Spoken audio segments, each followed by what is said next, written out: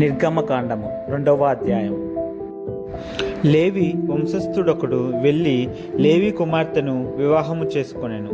ఆ స్త్రీ గర్భవతి అయి కుమారుని కని వాడు సుందరుడై ఉండుట చూచి 3 నెలల వానిని దాచెను. తరువాత ఆమె వాణ్ణి దాచలేక వాని కొరకు ఒక జిమ్ము పెట్టె తీసుకొని దానికి జిగటమన్నును కీలును పూసి అందులో ఆ పిల్లవానిని పెట్టి ఈటియుడ్డున జిమ్ములో దానిని ముంచెను. వానికేమి సంభవించునో తెలుసుకొనుటకు వాని అక్క దూరంగా నిలిచియుండెను. ఫరో కుమార్తె స్నానము చేయుటకు ఏటికి వచ్చెను. ఆమె పనికత్తెలు ఏటియొడ్డున నడుచుచుండగా ఆమె నాచులోని ఆ పెట్టెను చూచి తన పనికత్తెనొకతెను పంపి దాన్ని తెప్పించి తెరచి ఆ పిల్లవాని చూచినప్పుడు ఆ పిల్లవాడు ఏడ్చుచుండగా చూచి వాని యందు కనికరించి వీడు హెబ్రీయుల పిల్లలలో నొకడనెను. అప్పుడు వాని అక్క ఫరో కుమార్తెతో, నీ కొరకు ఈ పిల్లవాన్ని పెంచుటకు నేను వెళ్ళి హెబ్రీ స్త్రీలలో ఒక దాదీని పిలుచుకొని వత్తునా అనెను. అందుకు ఫరో కుమార్తె వెళ్ళుమని చెప్పగా ఆ చిన్నది వెళ్ళి ఆ బిడ్డ తల్లిని పిలుచుకొని వచ్చెను. ఫరో కుమార్తె ఆమెతో, ఈ బిడ్డను తీసుకొని పోయి నా కొరకు వానికి పాలిచ్చి పెంచుము, నేను నీకు జీతమిచ్చేదనని చెప్పగా ఆ స్త్రీ ఆ బిడ్డను తీసుకొని పోయి పాలిచ్చి పెంచెను.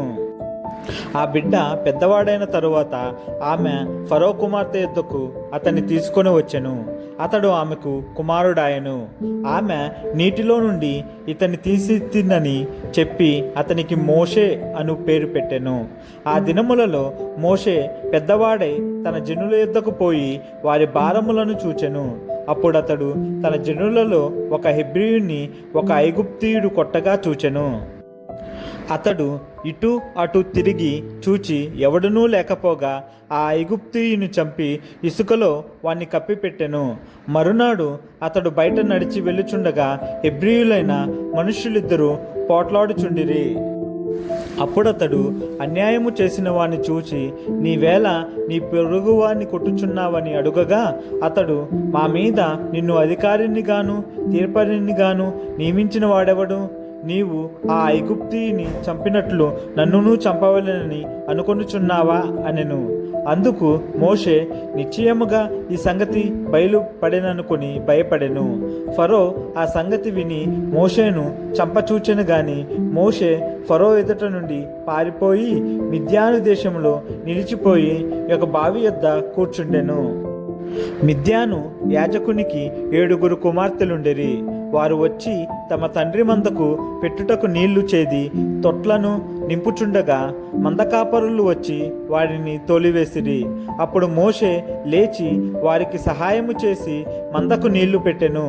వారు తమ తండ్రి అయిన రగూయేలు నొద్దకు వచ్చినప్పుడు అతడు, నేడు మీరింత త్వరగా ఎట్లు వచ్చితిరనెను.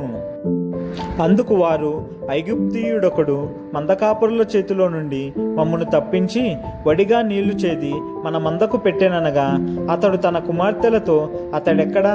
ఆ మనుషుని ఏల విడిచి వచ్చితిరి, భోజనమునకు అతని పిలుచుకొని రండనెను. మోషే ఆ మనుష్యునితో నివసించుటకు సమ్మతించెను. అతడు తన కుమార్తె అయిన సిప్పోరాను మోషేకిచ్చెను.